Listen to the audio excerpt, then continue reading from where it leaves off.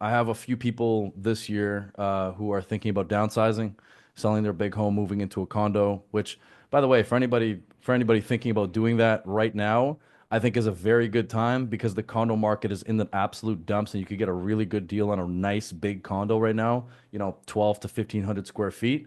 And you could get a pretty good price on your property. But I have a lot of people asking me kind of what's the process of, getting approved for a mortgage if you're downsizing?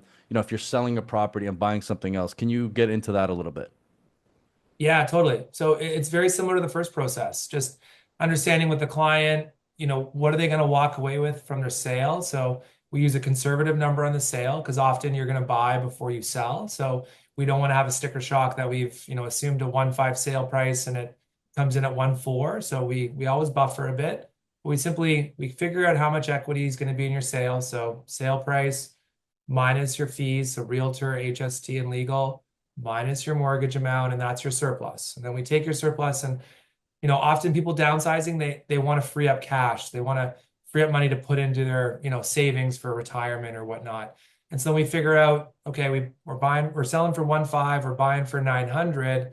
On 900, we only need 20% down. Ideally, there's more than that if we're in the downsizing stage, but we simply look at your income, we look at your assets that are available if we need to, and that helps us run a pre-approval for you. So it's income, down payment, and credit history to figure that out. But often it's just a broader conversation of some of the trigger points as to why we're doing this, and then making sure they're set up for success with the cash available, savings, et cetera, on that. And so some people will come to me and say, like, I'm taking all my funds, putting them into my new home, and I only want a $200,000 mortgage. And I'll say, okay, that's great, but you make 300,000 and you've got 200 grand in RSPs total and you're 55 years old.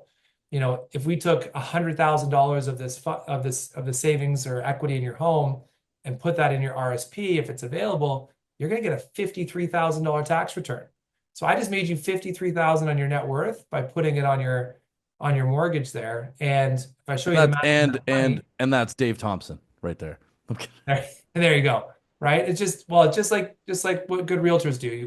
It's not just about the immediate thing, it's a broad piece to the conversation, right? So you gotta expand it, then you gotta bring it back in on that. And so that's kind of the whole downsizer piece. It's very common.